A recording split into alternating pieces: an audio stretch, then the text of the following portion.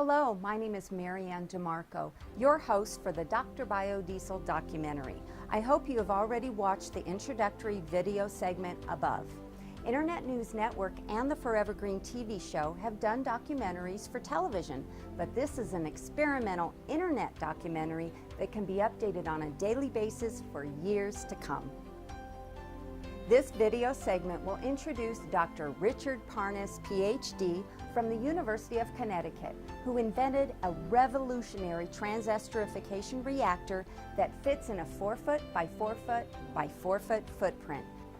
Dr. Parnas, what is the purity of the biodiesel compared to other transesterification reactors, and what does ASTM actually stand for? Quality of biodiesel to be sold commercially is governed by a whole set of ASTM tests, where ASTM stands for American Society of Testing and Materials.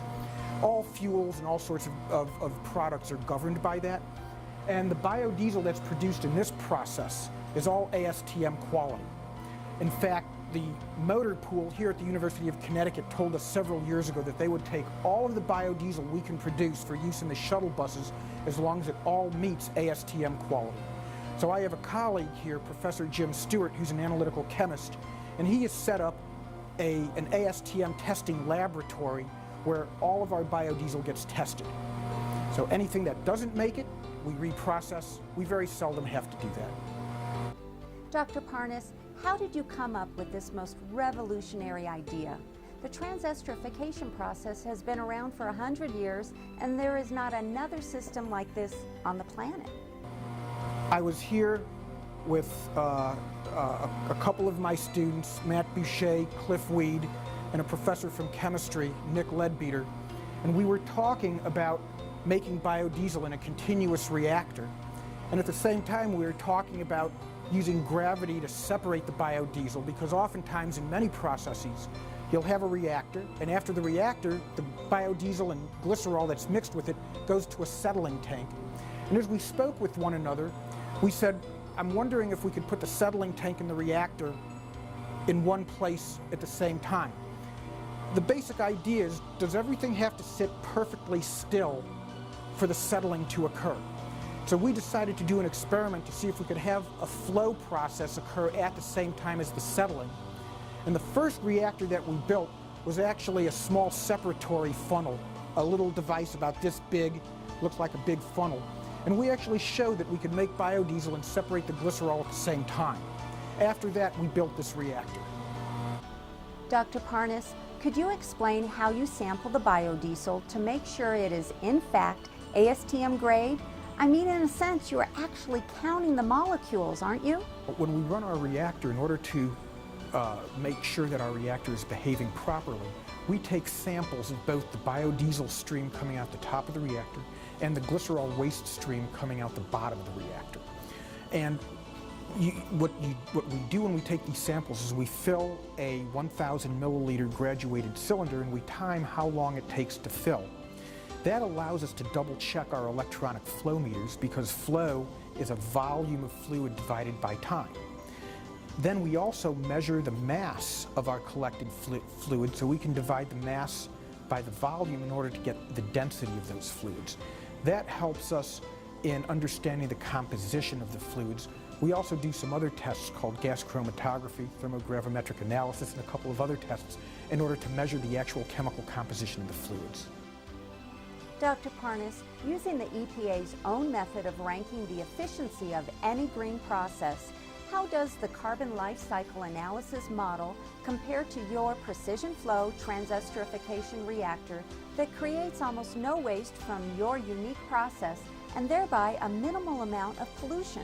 There's always going to be some waste, but the trick is to minimize that waste, because every molecule that you throw away is essentially a lost opportunity. So in the past, 30, 40, 50 years ago, anything that was not the obvious product for sale was typically just thrown away. And of course that led to all sorts of pollution problems, not only in this country but worldwide. As environmental regulations have become tougher and companies have been forced to comply, many companies are now looking at their waste as an opportunity. That's led to a very major paradigm shift, and a colleague of mine in Texas, at the University of Texas, Professor David Allen, has written a book called Green Engineering that's very widely used so that people can try to understand how to convert their byproducts into profitable primary products at the same time as they minimize their environmental impact. Dr. Parnas, could you explain in a little more detail what the output of biodiesel is compared to the input of waste vegetable oil? Yours is the only system I have ever heard of that gets even close to a 1-to-1 ratio of input waste vegetable oil to output biodiesel. That's very important in any industrial process. You want to know how much product you're going to get for how much material you put in. And in biodiesel, if you start with a gallon of reasonably high quality oil, you're going to get very close to a gallon of biodiesel out at the other end. You're going to add some methanol in order to make the reaction go, and you're going to take away glycerol. But the balance between input oil and output biodiesel is very, very close to 1-to-1. I see in your laboratory some pretty high-tech equipment connected to the transesterification reactor to measure the flow. Could you please explain a little bit about these instruments? We see a computer screen here, and what the computer screen is showing us are two controllers. We have one controller that's controlling the flow of the vegetable oil into the reactor, and we have what's called an electric control valve back here. So we actually measure the flow with a device called a flow meter. That signal comes into the computer, and we compare the flow to the flow that we want to have. And if the flow is too low, an electric signal will go out and open the valve a little bit. If it's too high, it'll close the valve a little bit. And then we also do that with the methoxide flow, because in order for the reactor to function properly, there has to be a certain ratio between those two flows. Now, we have set this up with amateur components. An industrial version of this would have much more robust components that would function much better. This was done as an educational exercise by one of our undergraduates here, assembling these components, doing something called the data acquisition and the control signals with some software called LabVIEW. Doc, for those of us who haven't had their coffee yet this morning, could you simplify that just a little bit? What you're seeing on the computer screen is a computer program running that's controlling the operation of the reactor. Specifically, what it's doing is controlling the flows of the vegetable oil and the methanol into the reactor. Dr. Parnas, you showed us how you go about measuring the molecules for ultimate quality control using flasks and scales manually. But you are also implementing a real-time analysis process that occurs second by second. Could you tell us how this real-time analysis works? And what the heck is a Raman spectrometer? No relation to ramen noodles, is it?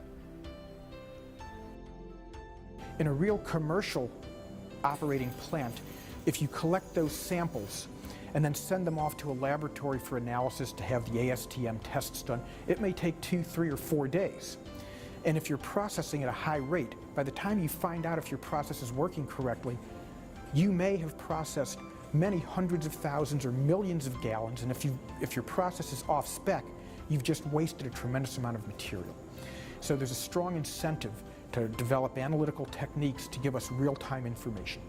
So we're able to take a probe from a Raman spectrometer and put it into the stream coming out the top of our reactor, and on a second-by-second basis analyze the composition of that stream.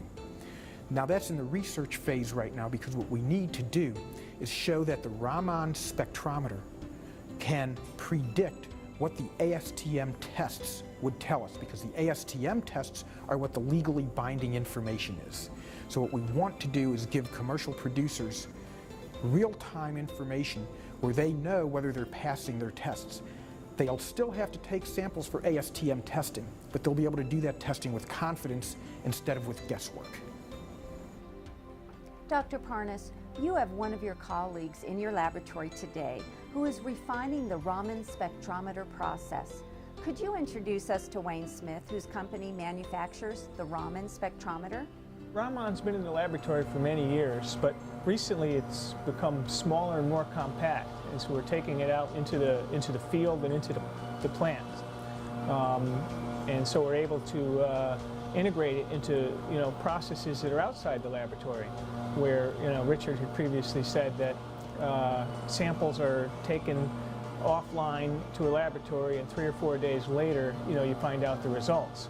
So the value is that we measure this process in line and in real time to tell, that the process is running properly, that the product is in spec, and we can do that in real time.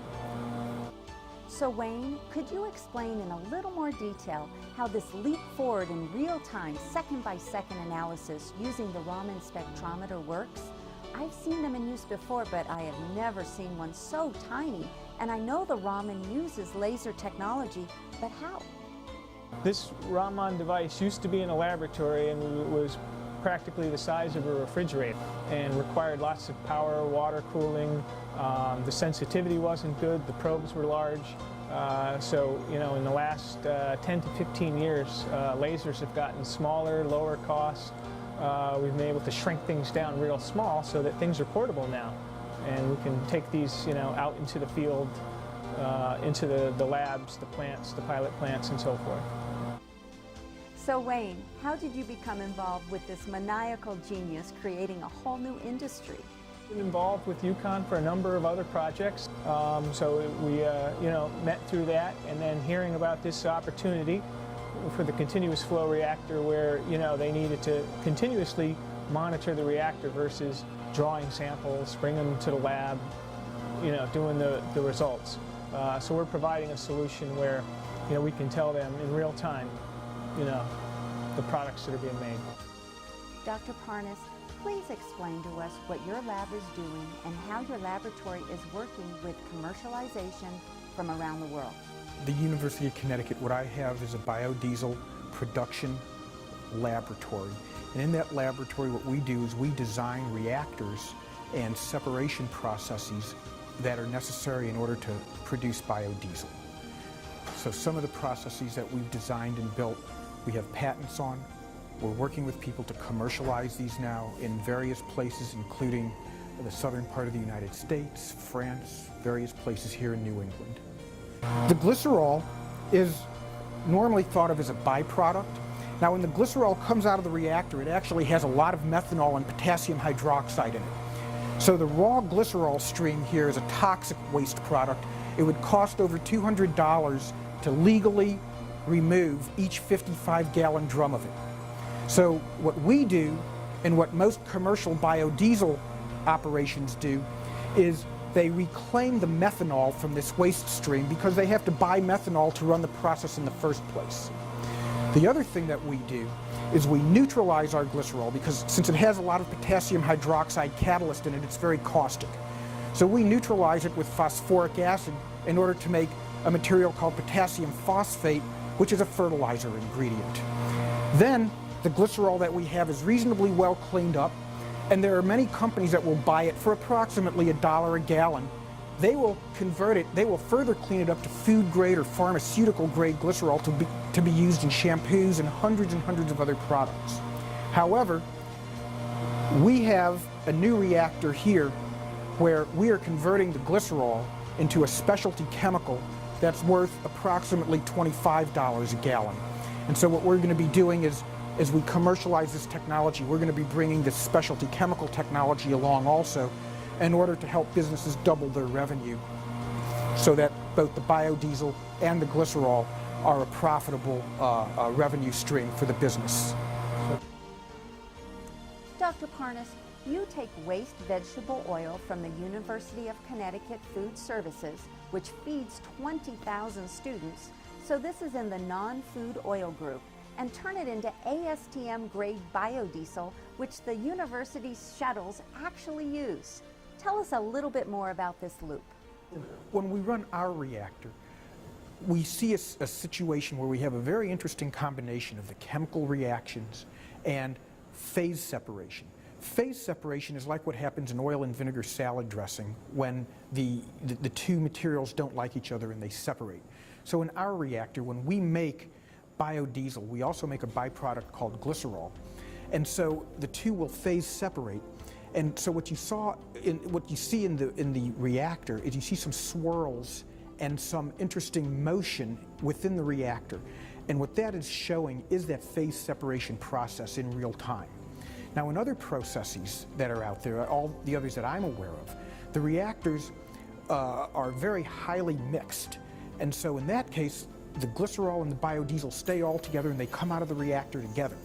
The swirls that you see in our reactor are the visual effect of this phase separation. And so at the bottom of our reactor, you see a big dark area, and that's the glycerol that we're draining out of the bottom.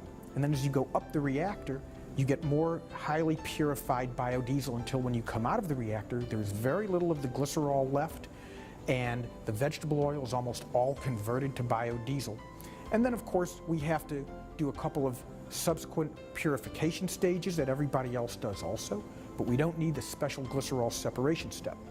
We then go to ASTM testing, verify that our product meets ASTM specifications, and then we take our product over to our shuttle buses, mix it with the petroleum diesel to help run the shuttle buses around the university.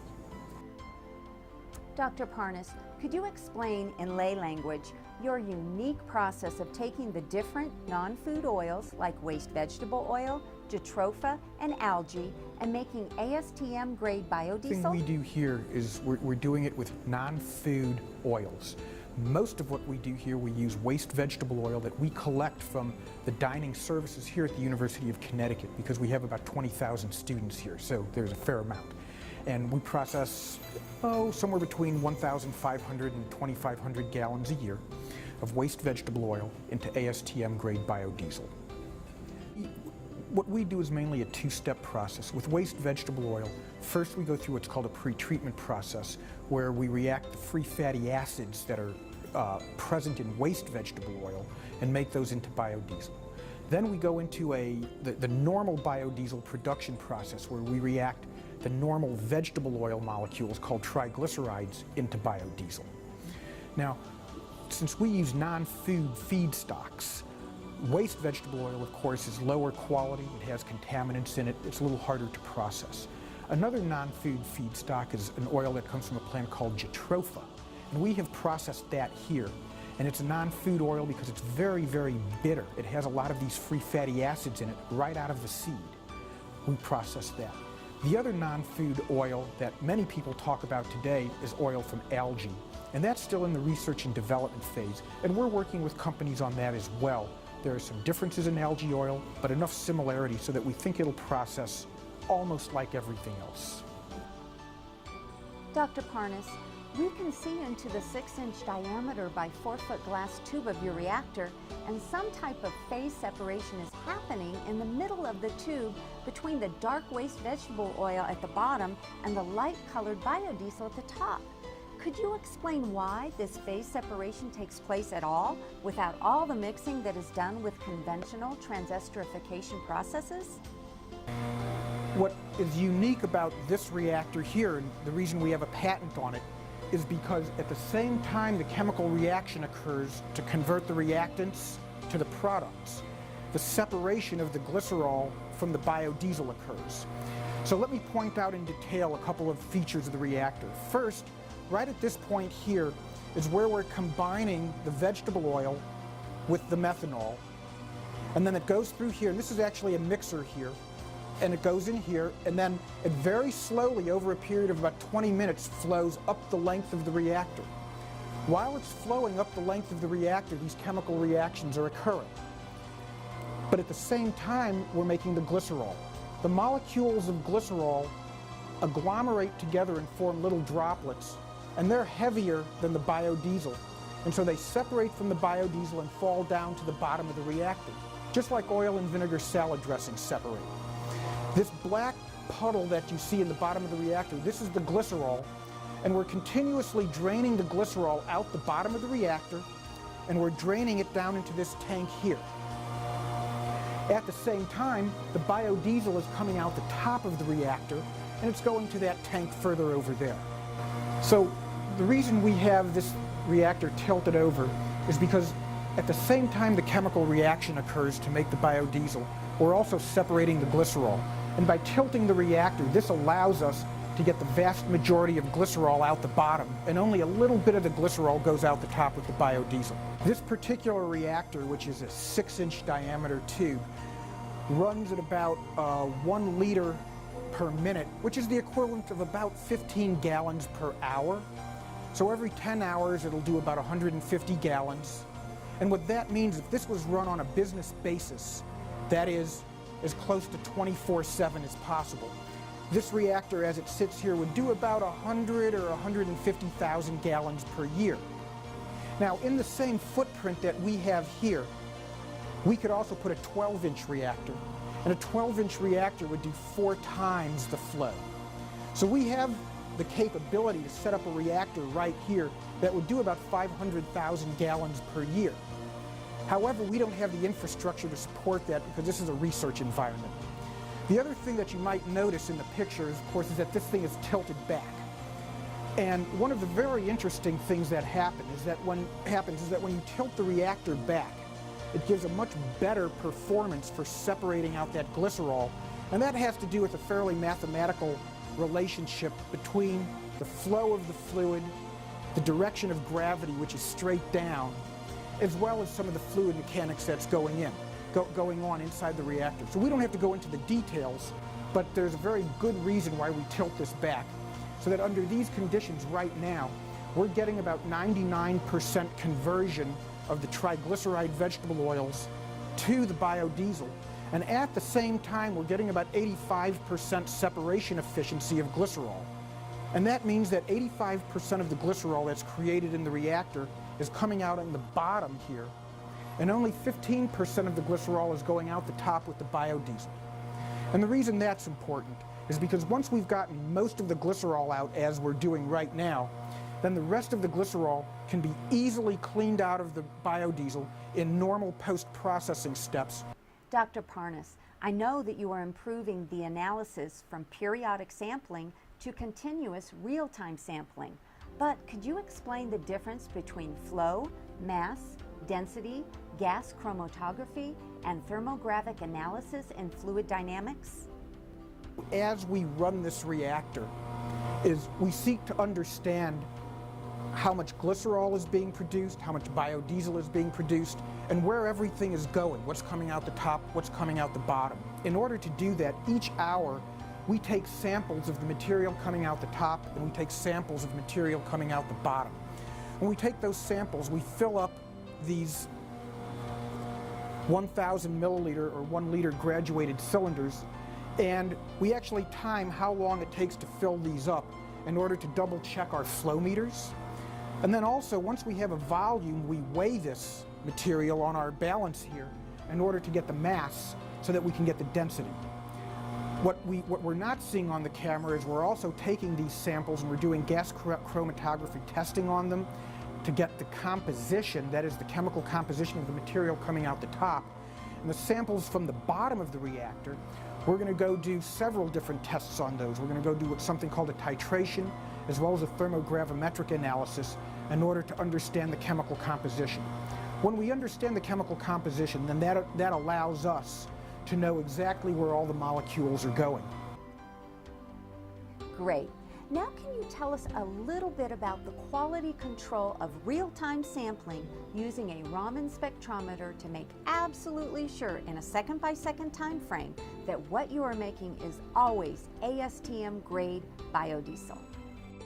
In a real commercial operating plant, if you collect those samples and then send them off to a laboratory for analysis to have the ASTM tests done, it may take 2, 3, or 4 days. And if you're processing at a high rate, by the time you find out if your process is working correctly, you may have processed many hundreds of thousands or millions of gallons, and if your process is off spec, you've just wasted a tremendous amount of material. So there's a strong incentive to develop analytical techniques to give us real-time information. So we're able to take a probe from a Raman spectrometer and put it into the stream coming out the top of our reactor, and on a second-by-second basis, analyze the composition of that stream. Dr. Panas, what about the big boys like Shell, Exxon, and BP? Do they use the same types of real-time analysis? Obviously, they are dealing with billions of gallons, and the instruments they use are not miniaturized like yours are. But, as you have said many, many times, there is only one thing worse than no information, and that is bad information. In the last several years, the major producers of chemicals, fuels, etc. have sought to introduce real-time control. Back in the early 1980s, when I was working at Exxon Research and Engineering, as electronic real-time control was coming into widespread usage, I worked in that area, and at that point in time, we were learning how to control things like temperatures and flows and pressures in real time. Then as the more sophisticated chemical analysis instrumentation became available, that type of instrumentation was deployed and used in the major industries as soon as it became available, although there was some considerable effort to learn how to use it effectively. Because there's one thing that's worse than no information, and that's incorrect information that steers you down the wrong pathway. So there's been a great deal of work with a technique called near-infrared spectrometry, with fluorescence. Raman spectrometry is a very, very powerful technique. It's come along a little bit later because it's actually, the instrumentation is actually a little bit more sophisticated than some of the others. But in the last 10 years, this has become a very important tool. Because even though in the mass media, biofuels are oftentimes talked about as a green energy, green alternative energy source, if one takes a good product and actually produces it in a way that is bad enough, you can actually have a net negative impact. So it's very, very important that the process and the product be thought of as one and the same thing. My favorite example of that is when we talk about electric cars. The car companies, of course, are advertising electric cars as pollution-free. Well, first of all, the electricity to charge those batteries has to be generated, and in this country, most of the electric power is generated by burning coal. So that electricity, those electric cars are not pollution-free. The generation of the pollution has simply been transferred somewhere else. Second of all, the 600, 800,000 pound battery packs that go into those cars have to be produced somewhere. And the lithium that goes into those batteries is being strip mined from countries like Colombia and various other countries. And this is a huge environmental impact. Now, off the top of my head, I don't know the complete environmental impact of electric cars, but it is not zero as is being advertised. At the same time, the production of biofuels is not a zero environmental impact either. If one cuts down rainforest in Brazil to grow more sugarcane to make alcohol fuels, or one cuts down the rainforests in Indonesia and Malaysia to grow palm trees to make palm oil for biodiesel, that has a huge negative impact. So we have to do better than that. That said, the product itself is actually an excellent product. And if one does a life cycle analysis on an automobile driving down the road burning biodiesel compared to that same automobile burning gasoline, the greenhouse gas emissions of the car driving down the road burning biodiesel are about 75 or 80% less than that same car driving down the road burning gasoline. Dr. Parnas, thank you so much for taking the time to explain all of this incredible technology to us. As you know, there is nothing more powerful than an idea whose time has come. Thank you so much.